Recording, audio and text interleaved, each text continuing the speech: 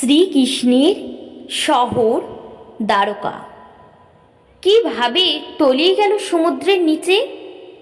সে সময় কী এমন ঘটেছিল যাতে ভগবান শ্রীকৃষ্ণের দ্বারা প্রতিষ্ঠিত দ্বারকা শহর সমুদ্রে তলিয়ে গেল? দ্বারকা কে ধ্বংস করেছিল?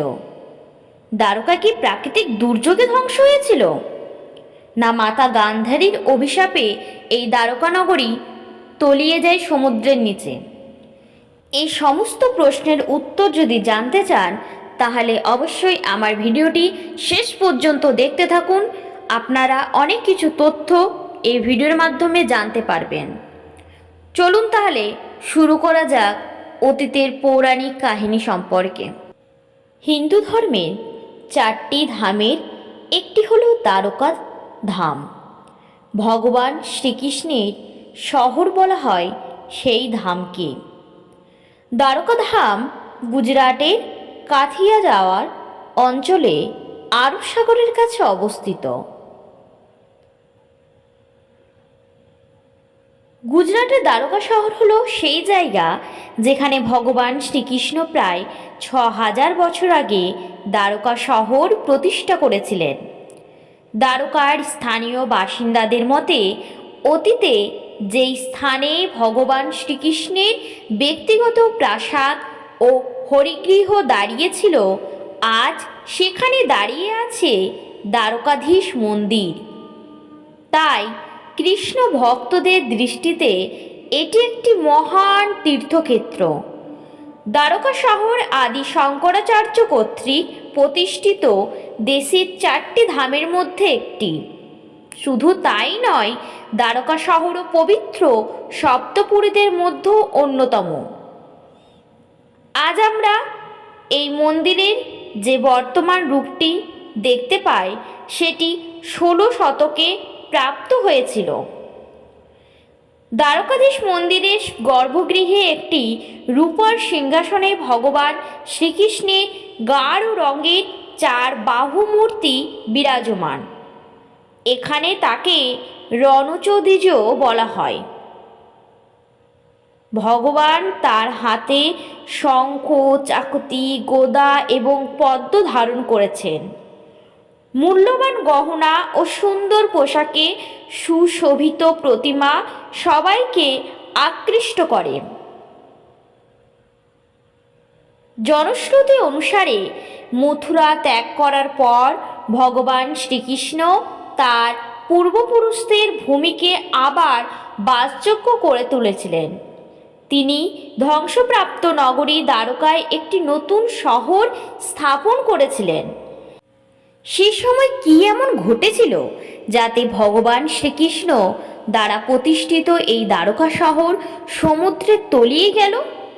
দ্বারকা কে ধ্বংস করেছিল? দ্বারকা কি প্রাকৃতিক দুর্যোগে ধ্বংস হয়েছিল? এসব প্রশ্নের উত্তর খোঁজার চেষ্টা এখনও চলছে। তবে আজকের আমার এই ভিডিওর মাধ্যমে কিছু তথ্য আপনাদের কাছে আমি উপস্থাপন করব, যেগুলো সম্বন্ধে আপনারা শুনলে অবাক হবেন। শ্রীকৃষ্ণের দ্বারকা নগরীতে ডুবে যাওয়া নিয়ে অনেক পৌরাণিক কাহিনী প্রচলিত আছে। আজ আমরা ভগবান শ্রীকৃষ্ণের দ্বারকা নগরী ডুবে যাওয়ার পেছনে সেই সমস্ত পৌরাণিক ঘটনা নিয়ে আলোচনা করব। পণ্ডিত ইন্দ্রমণি ঘনশ্যাম বলেছেন যে শ্রীকৃষ্ণের দ্বারকা নগরী ডুবে যাওয়ার পেছনে 2টি প্রধান কারণ রয়েছে। বিভিন্ন তথ্যের ভিত্তিতে বলা যেতে পারে মহাভারত যুদ্ধের 50 বছর পূর্ণ না হতেই শ্রীকৃষ্ণের শহর সমুদ্রে ডুবে যায়। এছাড়া দ্বারকা ডুবে যাওয়ার আগে শ্রীকৃষ্ণ এবং বলরামও পৃথিবী ত্যাগ করেছিলেন। এরপর সমগ্র যদুবংশ ধ্বংস হয়ে যায়। সর্বোপরি কেন ঈশ্বরের রাজবংশের অবসান হলো, এই প্রশ্ন নিশ্চয়ই মনে জাগবে। আসলে মহাভারতে গান্ধারী এবং ধৃতরাষ্ট্রের 100 জন পুত্রকে হত্যা করা হয়েছিল। যুদ্ধ শেষ হলে শ্রীকৃষ্ণ গান্ধারীর সাথে দেখা করতে যান। অন্যদিকে গান্ধারী জীবিত অবস্থায় তার সমস্ত পুত্র মারা যাওয়ার খুব কষ্ট পেয়েছিলেন। মায়ের বেদনার অশ্রু নিয়ে গান্ধারী ভগবান শ্রীকৃষ্ণকে অভিশাপ দিয়েছিলেন যে আমার বংশে যেমন নাম নেওয়ার মতো কেউ অবশিষ্ট নেই, তেমনি তোমার বংশ টিকবে না। আমি অভিশাপ দিচ্ছি যে সমগ্র যদুবংশ ধ্বংস হয়ে যাবে। কৃষ্ণ, তোমার রাজবংশ আমার রাজবংশের মতো ধ্বংস হয়ে যাবে। গান্ধারীর ক্রোধ ও বেদনার আর্তনাদে গোটা প্রাসাদ প্রতিধ্বনিত হচ্ছিল এবং কৃষ্ণ গান্ধারীর কাছে শান্তভাবে দাঁড়িয়েছিলেন। গান্ধারী শ্রীকৃষ্ণকে অভিশাপ দেওয়ার পর চতুর্থ দশকে দ্বারকায় ক্রমাগত খারাপ অশুভ সব ঘটনা ঘটতে থাকে। প্রবল ঝড় এবং প্রাকৃতিক দুর্যোগ নিত্যদিনের ঘটনা হয়ে দাঁড়ায়।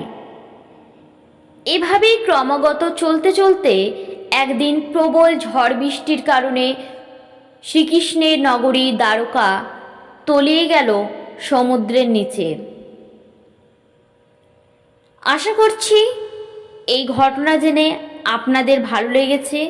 যদি আপনাদের এই ভিডিওটি ভালো লেগে থাকে অবশ্যই আমার চ্যানেলটিকে সাবস্ক্রাইব করে দেবেন, আমার পাশে থাকবেন এবং ভিডিওটিতে একটি লাইক দিয়ে দেবেন আর কমেন্টে অবশ্যই জয় শ্রীকৃষ্ণ লিখতে ভুলবেন না। আপনারা ভালো থাকবেন, সুস্থ থাকবেন। আমি নেক্সট ভিডিও খুব শীঘ্রই আপনাদের জন্য নিয়ে আসবো।